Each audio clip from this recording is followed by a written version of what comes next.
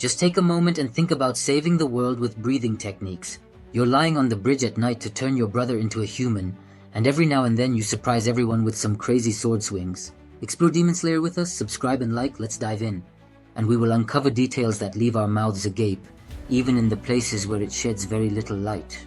But before that, put those monster-like swords aside and subscribe to our channel and like this video.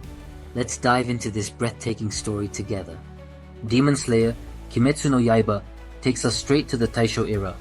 Tanjiro Kamado dives into a story where his family is tragically slaughtered by demons, and his sister Nezuko transforms into a demon.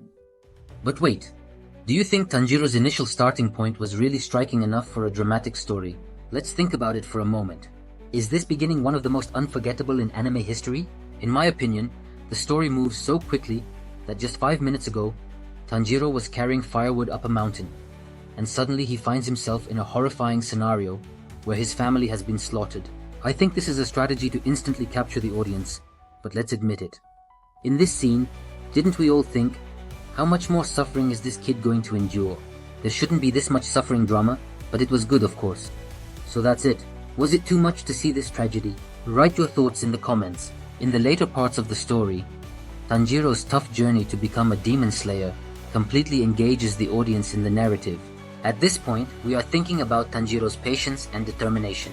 Is he too perfect as a character? Let's talk about the bond between Tanjiro and Nezuko. Is it just a brotherly love, or is it a longing for hope in this world?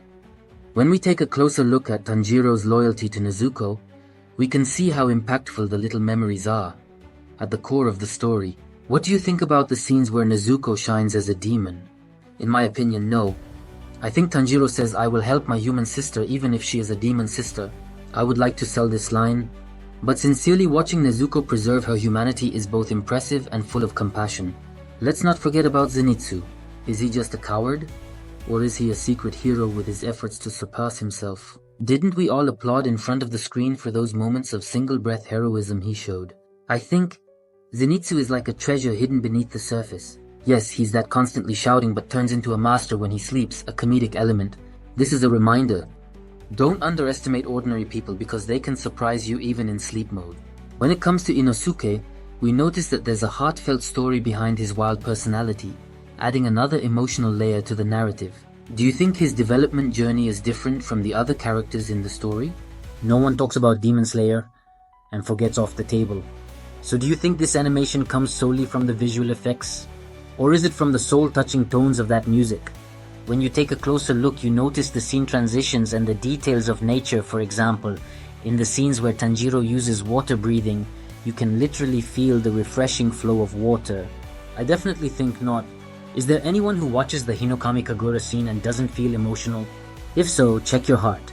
The harmony of visuals, music, and scenes works like a complete symphony.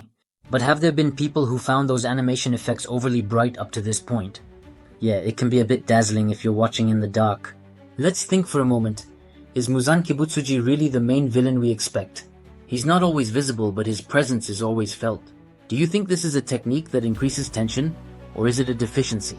In my opinion, this is a classic monster strategy that scares with its shadow. So, the less we see the guy, the more frightening he becomes. But there were moments when I wouldn't say I didn't want to see such a charismatic villain more often. As we approach the final scenes, the twists create big surprises. But do you think all of the twists were effective? Yes, the story of Demon Slayer sets a high standard in the anime world with its characters, music, and animations. But now, it's your turn. What do you think is the most impressive aspect of Demon Slayer? The story, the characters, or is it the visual feast? Or maybe a bit of all of them? Let's discuss this topic in the comments and share what you love. If you liked the video, please don't forget to hit the like button and subscribe to our channel. See you in our next analysis. Goodbye.